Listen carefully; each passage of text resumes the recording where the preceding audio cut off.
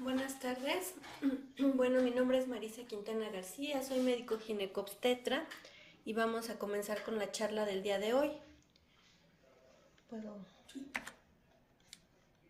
Ok, vamos a definir lo que es la amenaza de parto pretérmino. Ya muchos de ustedes yo creo que conocen el término.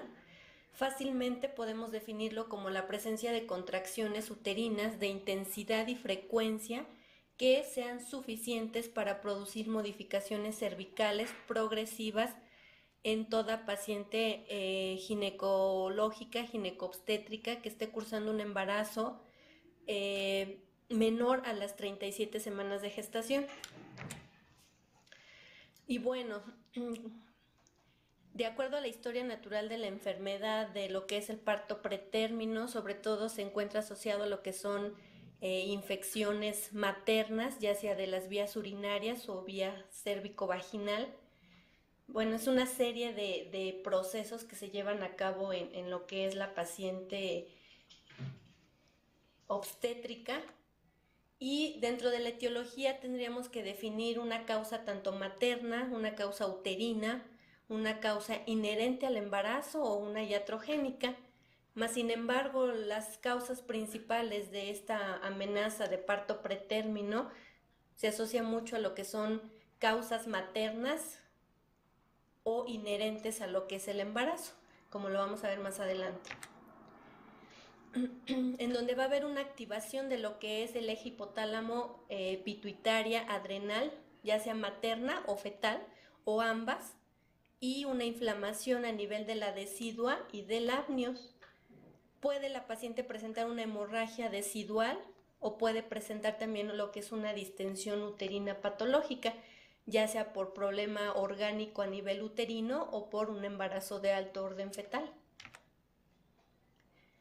Más que nada es difícil diagnosticar a estas pacientes porque tienen signos y síntomas inespecíficos y de hecho no hay un cuadro clínico patognomónico de ello, pero si encontramos contracciones uterinas persistentes documentando cambios cervicales con una dilatación, esto es muy importante, una dilatación cervical mayor a 2 centímetros y un borramiento de un 80%, podemos definir que nuestra paciente está cursando una amenaza de parto pretérmino. Esto es muy importante, documentar actividad uterina y que esta actividad uterina sea tan importante para darnos cambios cervicales.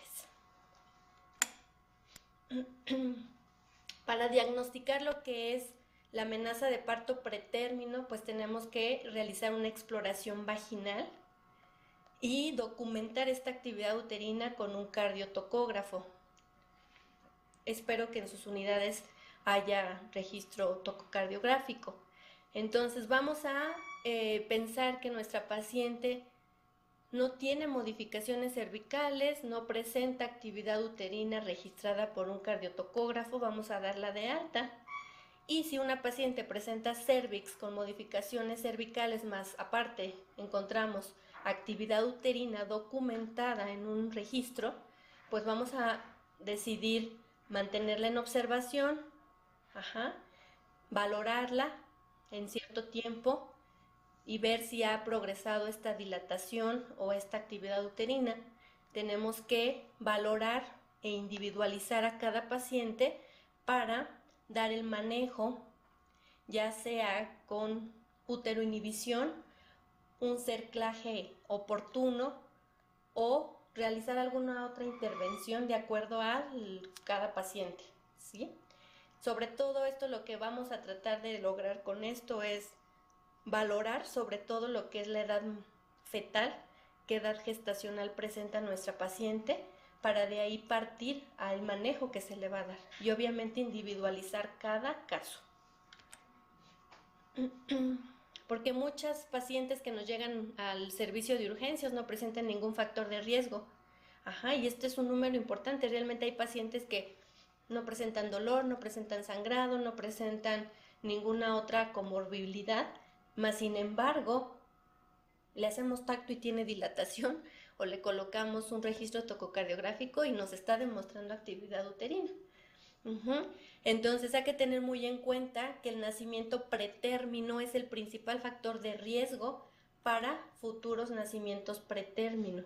Entonces hay que tener muy en cuenta esto, interrogar bien a nuestra paciente y realizar una historia clínica completa y adecuada. Nos está hablando la literatura que si tuvo pérdidas gestacionales en el segundo trimestre o abortos habituales en lo que es el primer trimestre, partos pretérminos previos, o si la paciente tiene alguna anomalía uterina o una antecedente de una conización de cervix, todo esto a esta paciente le da un factor de riesgo muy importante. Por eso es interrogar a nuestra paciente intencionadamente para detectar algún factor de riesgo y de ahí va a partir todo. Si hacemos esto, vamos a lograr detectar a las pacientes que estén en factor de riesgo. Dentro de las causas anteparto tenemos lo que es el embarazo de alto orden fetal, ya sea doble, trillizos, cuatrillizos o más, ruptura prematura de membranas, un polidramnios, una hemorragia anteparto, una cirugía intraabdominal, ya sea una apendicitis, una colecistitis, infecciones del tracto urinario que son muy frecuentes en nuestra paciente embarazada, infección materna severa o un trauma físico o emocional. Hay que estudiar, interrogar a estas pacientes porque todo esto son factores de riesgo antes de un embarazo para que nos dé un probable riesgo de parto pretérmino. Y obviamente sabemos que una sobredistensión uterina, como es el embarazo de alto orden fetal, el polidramnios, pues todo esto nos va a causar por la misma fisiopatología contracciones uterinas que sean tan importantes para modificar el cérvix.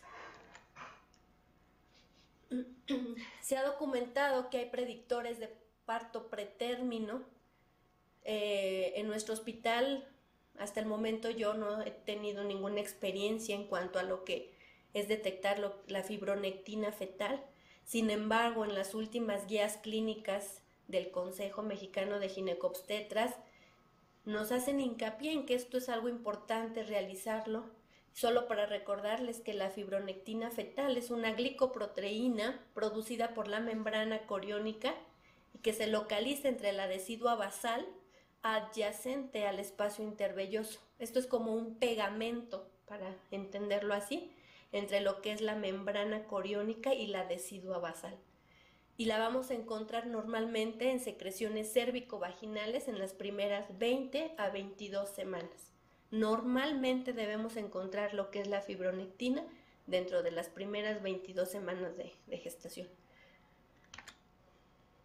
Dentro de la fisiopatogenia es muy importante recordarlo, que este amenaza o este diagnóstico de amenaza de parto pretérmino lo tenemos que referir como un síndrome de múltiple etiología. Entonces tendríamos que valorar lo que es un problema de inflamación a nivel del corio, algún antecedente de estrés a nivel psicosocial, infeccioso o hemorrágico en nuestra paciente. Y si presenta algún iniciador fisiológico, como es el embarazo múltiple, el polidramnios o malformaciones. Todo esto nos pudiera llevar a una isquemia útero-placentaria, a un problema a nivel vascular, a un problema a nivel mecánico, y esto a lo que es una hemorragia coriodecidual o retroplacentaria. Lo más importante de todo esto es que nosotros tengamos en cuenta que esto nos va a desencadenar que se libere lo que es el factor liberador de corticotropina y por ende el factor liberador de corticotropina nos va a activar lo que es la actividad uterina a nivel de nuestra paciente, a nivel de útero, y por consecuencia nos va a dar modificaciones a nivel del cuello cervical. Ahora, si pensamos en que las interleucinas, tanto la 1, la 6, la 8, nos pueden provocar modificaciones por la activación de lo que son los polimorfonucleares, esto nos va a llevar a modificaciones cervicales también. que va a afectar a nivel del corion y a nivel de la decidua. Y este factor liberador de corticotropina también es un importante desencadenante de receptores de oxitocina, de prostanoides. Entonces, esto nos lleva a que se presenten contracciones uterinas. Y de esas dos formas, tanto por la producción de interleucinas y por el factor liberador de corticotropina, nos va a dar consecuencia a nivel de cervix, modificaciones cervicales o hasta una probable ruptura prematura si estamos pensando en un proceso infeccioso con interleucinas, con polimorfonucleares, con las elastasas a nivel del cervix, y pues todo esto nos conlleva lo que es el parto pretérmino. Este cuadro muy a rasgo nos está comentando cuál es la fisiopatogenia, y si nos damos cuenta es multifactorial, o sea, tendremos que estudiar a nuestra paciente de varias causas, o sea, estudiarla bien para prevenir las dos partes desencadenantes de estas modificaciones cervicales. Este otro prácticamente es lo mismo. El proceso infeccioso que se asocia principalmente a lo que es la amenaza de parto pretérmino, pues hace de las suyas en lo que es la fisiopatogenia. Ahora, si tenemos el antecedente de que nuestra paciente era fumadora activa o inclusive durante el embarazo hay pacientes que llegan a fumar, entonces todo esto nos va a desencadenar igual ese factor de riesgo importante con la producción de leucocitos, la liberación de colagenasas, de radicales libres, todo esto a una probable ruptura uterina o simplemente a la producción de contractibilidad uterina.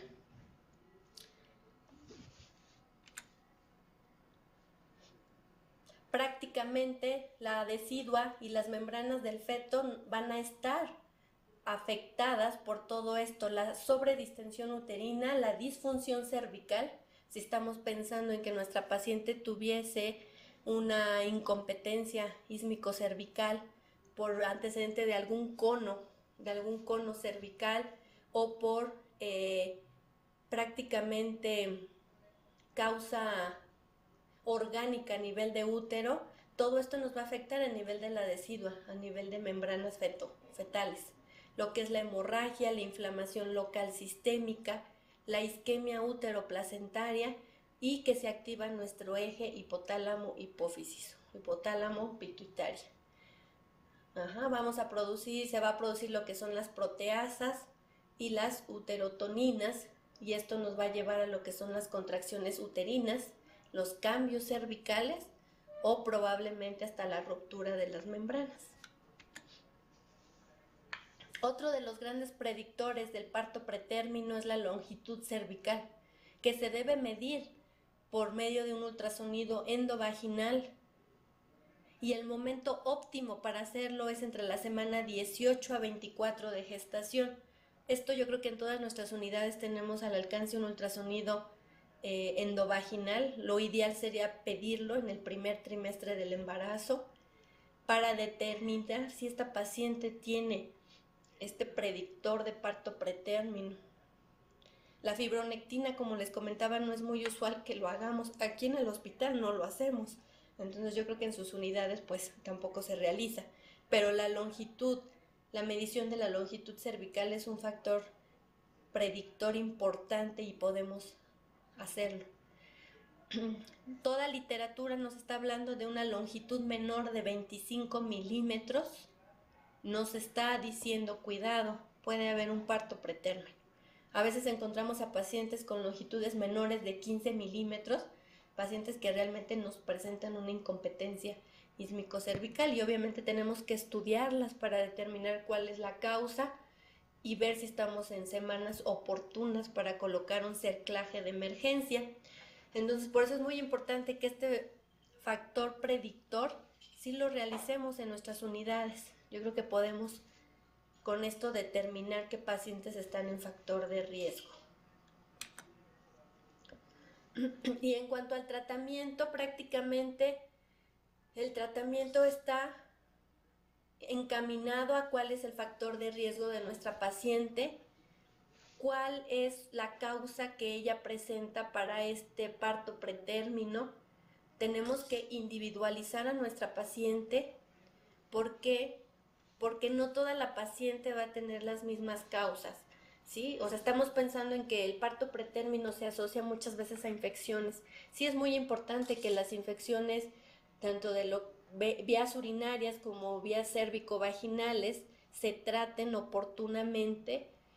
Tenemos que individualizar cada caso. Entonces, prácticamente el tratamiento va a ir enfocado hacia preparar a los padres sobre un posible parto pretérmino y de acuerdo a las semanas de gestación documentadas, darles un probable pronóstico fetal, porque tampoco no tendría ningún caso que pensemos o que les comentemos a los familiares de la paciente que va a ser un feto que va a nacer bien, que no va a tener ninguna complicación. Obviamente esto no es cierto. Tenemos que documentar primero lo que son las semanas de gestación y posteriormente valorar el plan a seguir. Tenemos que tener documentado bien o mantener en información, en contacto el equipo de salud que se requiera para recibir al recién nacido en las mejores condiciones posibles. Si la idea es mandar a nuestra paciente a un tercer nivel, pues hacerlo con todo el protocolo completo, lo ideal, y documentando bien las semanas de gestación. ¿Qué hay del uso de esquema de madurez pulmonar? Principalmente vamos a tratar de dar este esquema de madurez pulmonar en una sola aplicación. No está indicado esquemas múltiples. Una sola ocasión de esquema es más que suficiente. No se ha documentado nada que esquemas repetidos nos puedan mejorar el pronóstico fetal o que haya alguna repercusión. Tampoco lo hay si lo hacemos con esquemas repetidos, pero no tendría ningún caso. Un solo esquema de maduración pulmonar y pues mandar a nuestra paciente a un centro de tercer nivel, si no contamos con una unidad de cuidados intensivos neonatales. ¿Qué hay del reposo absoluto y de la hidratación? Es algo que hacemos muy usualmente en las salas de urgencias. Mandamos a nuestra paciente a descansar, a tomar muchos líquidos. No hay documentado nada, más sin embargo, pues en la práctica médica se ha visto algún resultado. Entonces, lo manejo yo como opción de tratamiento. No, obviamente no es lo único, pero es útil. La tocolisis. Para iniciar una tocolisis debemos de documentar bien nuestra edad gestacional y valorar si nuestra paciente tiene actividad uterina y si esta actividad uterina es tan importante para modificar nuestro cuello cervical.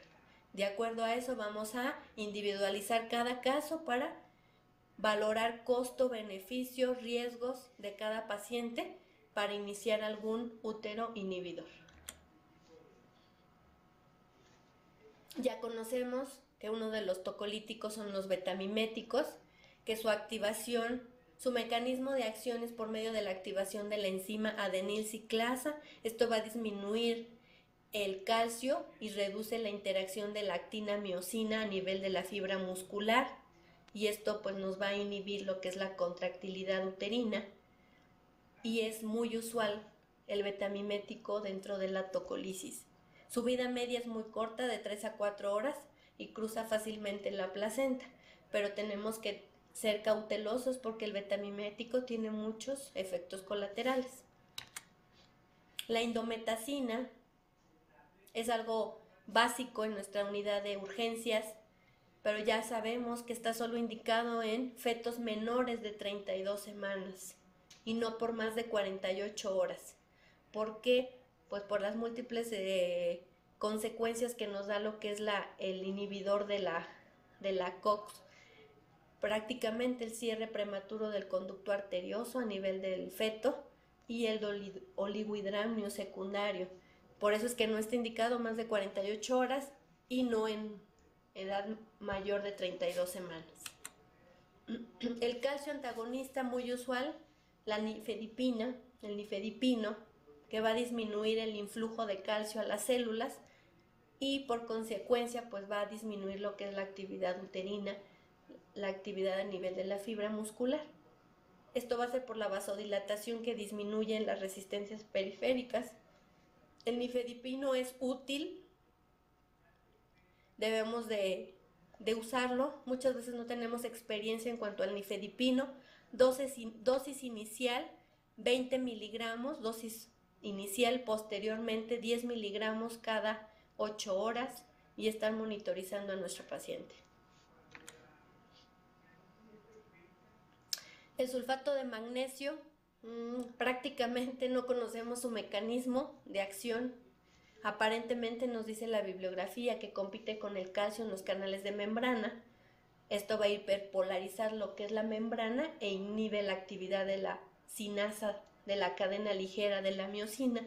Todo esto a nivel de la contractibilidad uterina. Pero el sulfato de magnesio no tiene un mecanismo bien establecido y es poco usual como útero inhibidor, pero se recomienda. Y uno de los uteroinhibidores en los que no se ha encontrado mayor efecto colateral es el atosiban, que es un antagonista de los receptores de oxitocina. Lo tenemos disponible en México, pero no lo tenemos disponible en todas las unidades hospitalarias. Su vía es intravenosa mediante un bolo inicial de 6.75 miligramos, seguido de una infusión de 300 microgramos por minuto hasta por 45 horas. Y las guías del 2008 de la Comego nos comentan que este es uno de los mejores tocolíticos, pero lamentablemente no lo tenemos disponible tan fácilmente. Y como contraindicaciones y complicaciones de la uteroinhibición, pues está, por más que yo les comente, sabemos que no vamos a uteroinhibir a una paciente con un sufrimiento fetal agudo, aún con un parto o un feto menor a la edad de término. Una paciente que tenga corioamnioitis clínica, subclínica, tampoco tenemos que uteroinhibirla. Una paciente con una enfermedad hipertensiva en la que ya se clasificó una preeclampsia severa o una eclampsia con alteraciones bioquímicas importantes, con inestabilidad hemodinámica, tenemos que interrumpir el embarazo. Una paciente con óbito, con una maduración fetal ya corroborada o una inestabilidad hemodinámica, pues no podemos uteroinhibir. ¿A qué? Interrumpir el embarazo. Y dentro de las contraindicaciones para los medicamentos, pues les haré mención de los betamiméticos. Una paciente cardiópata no está indicado usar betamiméticos. Una paciente con una tirotoxicosis tampoco. Una diabética descontrolada, una paciente con hipertensión descontrolada tampoco. La indometacina en pacientes asmáticas con coronariopatía o con algún antecedente de cardiopatía, porque realmente son pacientes a veces que no sabíamos que tenía el antecedente de problema cardiópata, pero podemos a su ingreso valorar que tiene algún problema, tiene taquicardia, tiene dificultad para respirar, está saturando bajo. Entonces, bueno, vamos a ser cautelosos para manejar lo que es la indometacina y el betamimético. Pacientes con oligohidramios, obviamente no vamos a dar indometacina, nos va a producir mayor oligohidramios. Una paciente con insuficiencia renal o con cardiopatía fetal o con anomalía renal fetal, tampoco todo esto nos incrementa el riesgo de un oligohidramios. Y las pacientes que llegaran a tener algún problema de insuficiencia hepática, pues tampoco estaría indicado usar la nifedipina. Pero por eso es que les comento aquí individualizar cada caso, valorar costo-beneficio, valorar qué tan importante va a ser esa uteroinhibición para la paciente y de acuerdo a eso pues partir a determinar con qué tocolítico la vamos a manejar. Los betamiméticos prácticamente recuerden que nos van a provocar una hiperglucemia importante, entonces muchas veces estamos uteroinhibiendo a nuestra paciente con un betamimético y nos salen glucosas de más de 200 y ya nos espantamos, no, que va a ser diabética nuestra paciente. No va a ser diabética, o sea, obviamente hay que estudiarla, ¿no? Pero los betamiméticos nos incrementan la glucosa, entonces nos va a dar datos de hiperglucemia, de hipocalemia, de hipotensión. Entonces, cuidado por ahí. Pacientes con edema pulmonar nos pueden provocar mayor edema, o pacientes con un polidramnios está contraindicado usar betamimético. ¿Por qué? Porque esta paciente tiene mayor riesgo de provocar un edema pulmonar por la sobredistensión uterina, el polidramnios al igual, entonces en ellas de preferencia no usar betamiméticos.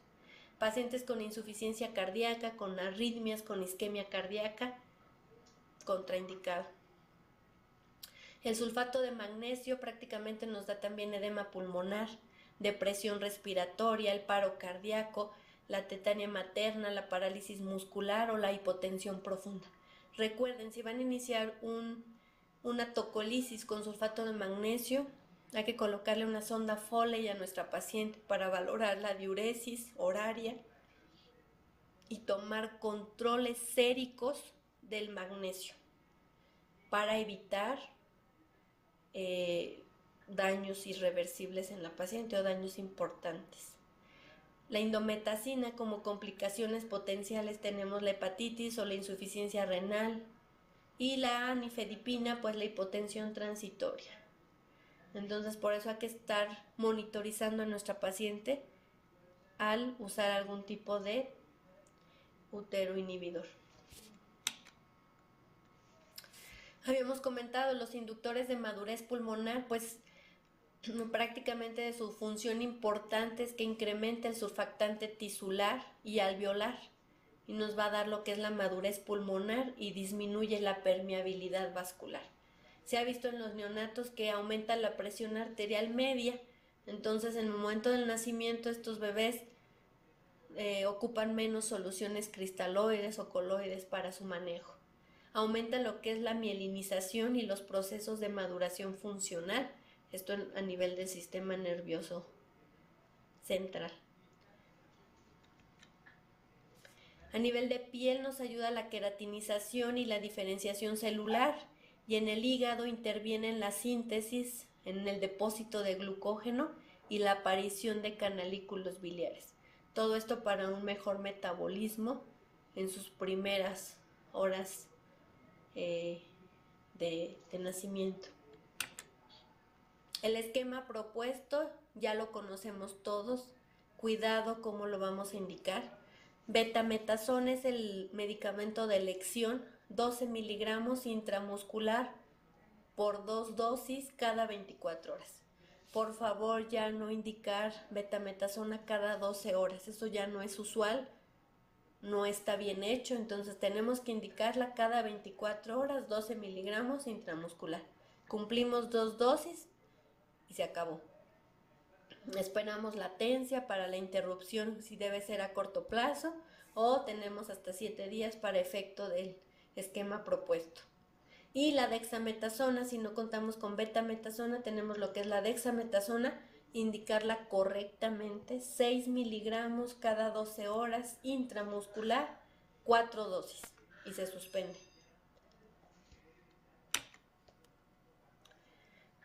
¿Qué hay de los antibióticos? Todo capítulo que leemos en la bibliografía o los artículos que podamos nosotros leer sobre amenaza de parto pretérmino nos hablan sobre el uso de antibióticos. ¿Cómo vamos a manejar a nuestra paciente? ¿El antibiótico profiláctico nos ayuda para prevenir el trabajo de parto pretérmino? Pues no está documentado eso. Más sin embargo, tenemos que estudiar a nuestra paciente, pedirle el urocultivo y el cultivo del exudado vaginal, si podemos con antibiograma mucho mejor. ¿Por qué? Porque de aquí vamos a partir para el uso de medicamentos. Tampoco podemos iniciar con un medicamento de una generación amplia como son las cefalosporinas, o iniciamos con algo básico como es la ampicilina o la penicilina procaínica. Entonces, lo ideal es tomar urocultivo y cultivos de exudado vaginal en toda paciente que nos presenta este factor de riesgo.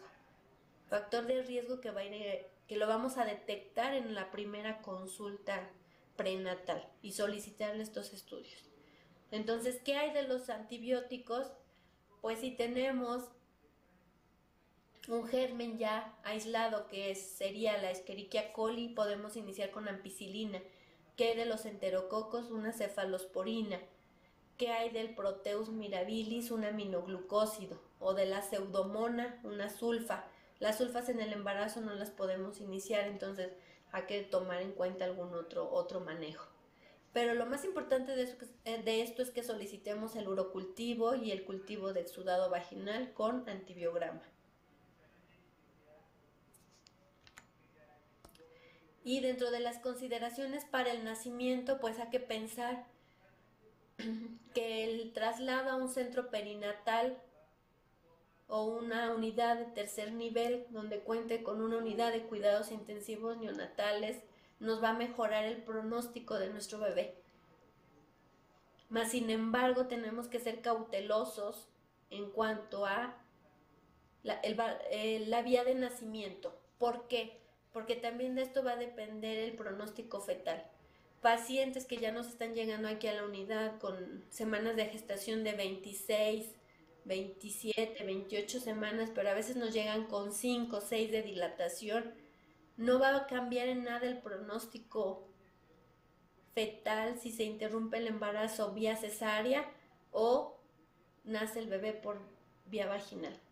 Entonces tenemos que individualizar cada caso y determinar con exactitud o lo mejor posible la edad gestacional, porque de ahí va a partir mucho del manejo que se le va a dar a la paciente. Si no tenemos documentado o no es confiable más que nada la fecha de última menstruación de nuestra paciente, pues documentarlo con un ultrasonido del primer trimestre, que son las semanas más importantes y es la medición más exacta para considerar las semanas de gestación. Todo esto para mejorar el pronóstico fetal y dar un mejor tratamiento a nuestra paciente.